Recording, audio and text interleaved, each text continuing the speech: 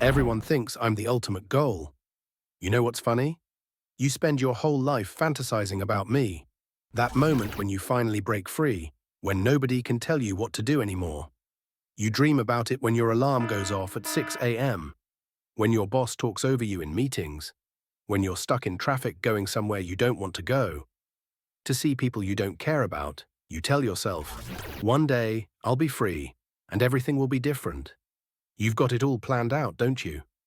The moment you quit, the moment you leave, the moment you finally choose yourself, it's going to feel like taking off a weighted vest you've worn your entire life. Light, effortless, pure oxygen in your lungs. But here's the thing nobody tells you about that moment. It doesn't feel like relief. It feels like falling. Because suddenly there's no one to blame anymore. No one to rebel against. No convenient excuse for why your life isn't what you wanted. It's just you. And an empty calendar. And a voice in your head asking, okay, now what? They have no idea I'm actually a question you're not ready to answer. But I'm not liberation. I'm the weight of every choice you'll ever make. See, you've got this whole story about me in your head. You think I'm going to feel like a breath of fresh air, like breaking through the surface after being underwater too long. You think the hard part is getting me, that once you have me, life becomes this beautiful blank canvas where you just paint whatever you want. No rules, no limits, no consequences you didn't choose. But that's not how I work, because here's what actually happens. You wake up on day one of your new free life, and you can do literally anything. You could stay in bed. You could get up at noon. You could eat cake for breakfast, or not eat at all. You could finally write that book, start that business, learn that language. Or you could scroll your phone for 6 hours and feel your life dissolving in real time. And nobody's going to stop you. You wanted to be free from your controlling parents. Congratulations. Now you have to figure out who you are without someone to define yourself against. You wanted to be free from your dead-end job. Amazing. Now you have to build something from nothing with no blueprint and no safety net. You wanted to be free from your suffocating relationship? Done. Now it's 9 p.m. on a Friday and you're alone. And that's exactly what you asked for. So why does it feel like punishment? I don't come with instructions. I don't come with meaning. I'm just space. Empty, infinite space. And you have to fill it. Every day. With no one to tell you if you're doing it right. You know what people do the moment they get me? They panic. They start building new cages immediately. Smaller ones, prettier ones. Ones they can pretend they chose. They get a new job that's just like the old job but with a different logo. They find a new relationship that has all the same problems but a different face. They create routines so rigid they might as well be prison schedules. Because here's the secret nobody wants to admit. Structure isn't the opposite of freedom. Structure is what makes freedom bearable. Without it, I'm just chaos wearing an inspirational quote. You don't actually want me. You want me with guardrails, with a manual, with someone to tell you that you're using me correctly. But that's not how I work. I'm not liberation. I'm every choice you'll make, every path you'll take, and every version of yourself you'll kill by becoming someone else. I'm the responsibility you can't outsource, the blame you can't redirect, the future you can't predict, because you're the one writing it in real time with no rough draft. People think having me means no more pressure. But I am all pressure. I'm just pressure from the inside instead of the outside. And that kind doesn't go away when you close the door. Let's talk about what you actually do with me. Because the gap between what you say you want and what you actually want is the entire reason I exist. You spend years, decades even, planning your escape. You make Pinterest boards about it. You follow people on Instagram who have me. You read books about people who chose me. You tell your friends, one day I'm going to just leave, start over live on my own terms. You make it sound like a religion, like I'm the promised land and you're wandering through the desert to reach me. And then you get me, you finally do it. You quit, you leave, you break free. And you know what happens next? You absolutely lose your mind.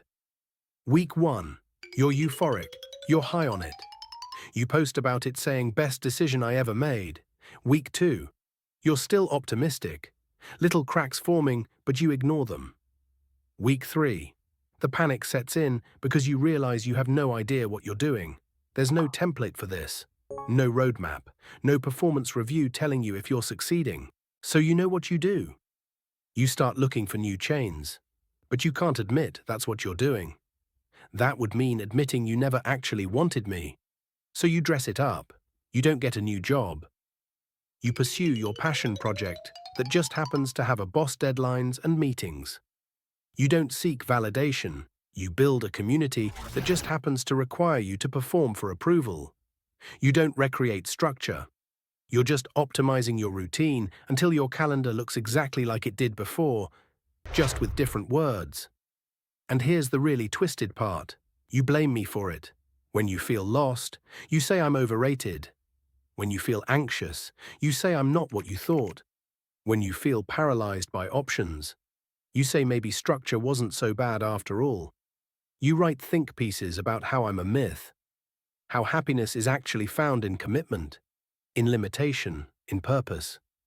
As if I forced you to be aimless, as if I'm the one who doesn't know what you want. I'm not the problem, your refusal to accept what I actually am. That's the problem. You want me to feel like vacation, but I feel like homework that never ends. You want me to feel like relief, but I feel like standing at a crossroads with 1,000 paths and no map and a timer you can't see counting down. You romanticize me in theory. You fight for me in speeches. But in practice, in the actual day-to-day reality of living with me, you can't handle it.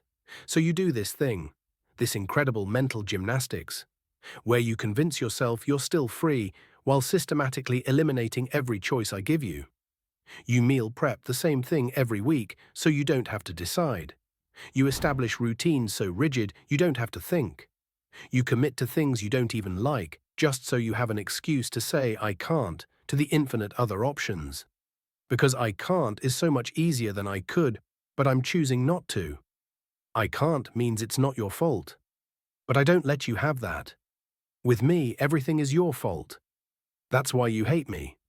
Not because I'm restricting you, but because I won't restrict you. I won't give you someone to rebel against. I won't give you an excuse. I just give you options and time, and the uncomfortable knowledge that whatever happens next is entirely up to you. You fight for me when you don't have me. You romanticize me when you're planning to get me, and you run from me the second you realize what I actually require. That you take full, complete, terrifying responsibility for your own life. No exceptions, no excuses, no one else to blame. I exist because you can't handle that no one else is responsible for your life. Not your parents, not society, not fate.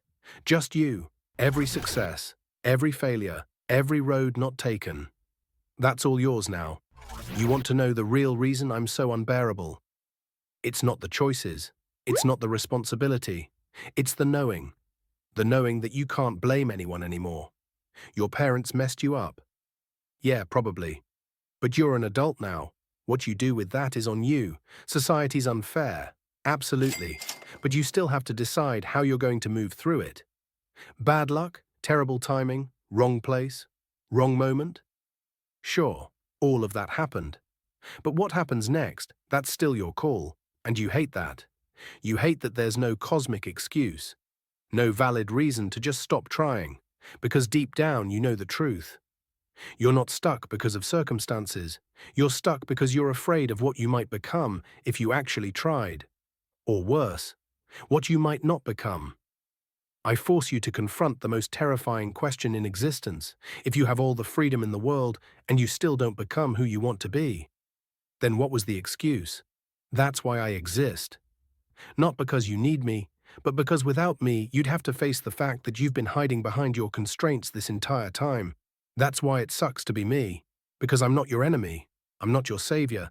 I'm just the uncomfortable truth you've been avoiding your entire life. You were always free. You just didn't want to be.